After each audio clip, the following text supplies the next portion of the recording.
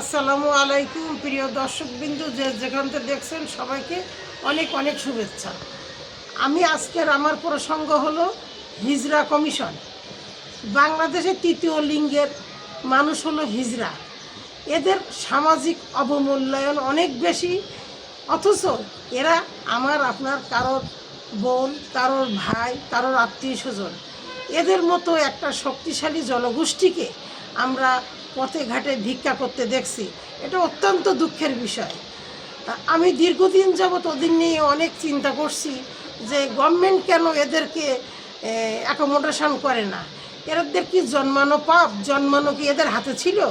সুতরাং এরা আমাদের দেশের নাগরিক এবং একজন সুস্থ পূর্ণাঙ্গ নাগরিক যে দেশের অধিকার পায়, তারা দেশের সমস্ত অধিকার তারা পাবে, তার থেকে যেন তারা বঞ্চিত না হয়।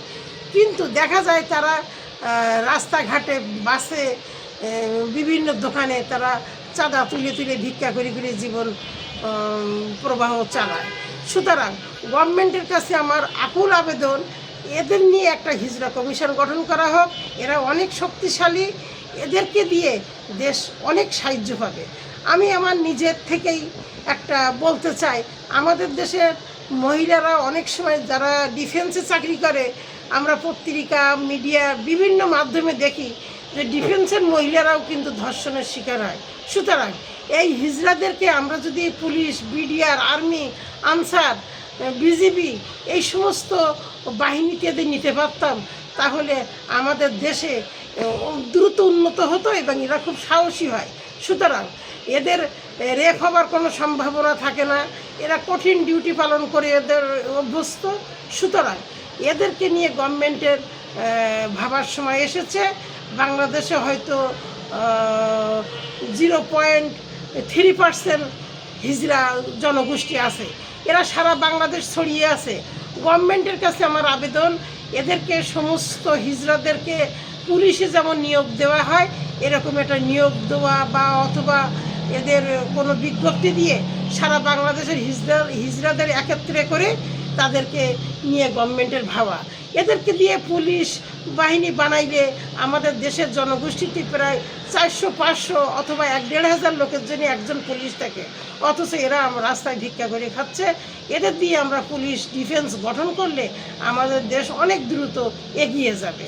এরা বিদেশে টাকা পাচার করার কোনো চিন্তাভাবনা নেই, এদের তো সংসার নেই, সন্তান নেই।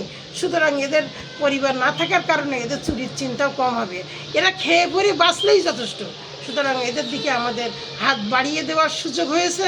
আমি সেই সাথে সাথে আমাদের দেশ নেতা মাননীয় প্রধানমন্ত্রী তারেক রহমানের কাছে আকুল আবেদন করছি, এই হিজড়াদের নিয়ে একটা কমিশন গঠন করা এবং এদের নিয়ে চিন্তাভাবনা করে দেশের উন্নয়নের কাজে আমাদের এই জনগোষ্ঠীদেরকে নিয়োগ করা এবং এদের এই যে দুরবস্থা, অব্যবস্থাপনা জীবনযাপন থেকে এদেরকে উদ্ধার করা। এরা আমাদের ভাই বোন, এদেরকে সেই দৃষ্টিতে দেখে প্রকৃত নাগরিক অধিকার দিয়ে এদেরকে সামাজিকভাবে মান মর্যাদা নিয়ে বাঁচার মতো এদেরকে সুযোগ করে দিতে হবে। সাথে সাথে আমি আরও বলতে চাই, হিজড়ারা কেন লেখাপড়া শিখতে স্কুলে আসবে না? যে এলাকার হিজড়া তাকে স্কুলে লেখাপড়া সম্পূর্ণ ফ্রি এবং তাকে বৃত্তিরও ব্যবস্থা করতে হবে যাতে সেই স্কুলে আসে। দেখা যায় আমাদের দেশে অনেক ভালো ভালো পরিবারে হিজড়া জন্মগ্রহণ করে। ডাক্তাররা জানি না, আমার ডাক্তারের বিদ্যা আমার জানা নাই, ছোটোবেলায় অপারেশন করলে এরা স্বাভাবিক মানুষ হয় কি না সেটা আমার জানা নেই। সেটা যদি না হয় তাহলে আমরা হিজড়াদের আর পরিবার থেকে বেরোতে দেব না। এদেরকে যারা বেরিয়ে গেছে সেগুলো গভর্নমেন্ট টেক ওভার করবে এবং যারা জন্ম নিচ্ছে তারা পরিবারের পূর্ণাঙ্গ স্বাধীনতা নিয়ে পরিবারে বাস করবে। তাদের লেখাপড়া শেখানো, তাদের বৃত্তি দেওয়া, প্রয়োজনে তাদেরকে বিমান চালানোও শেখানো যেতে পারে।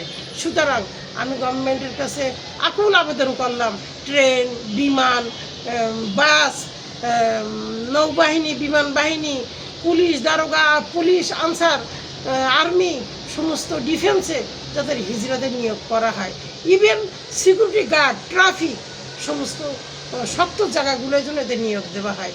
এই আবেদন রেখে আমি আমার বক্তব্য শেষ করছি। বাংলাদেশের এবং প্রবাসের যে যেখান থেকে দেখছেন আমার ভিডিও, সবাইকে অনেক শুকরিয়া। আপনারা আমার ভিডিওর নিচে সাবস্ক্রাইব করবেন এবং আমার বেল আইকন দিয়ে আমাকে সাহায্য করবেন সামনেতে নতুন যাতে একটা ভিডিও নিয়ে আসতে পারি। আসসালামু আলাইকুম।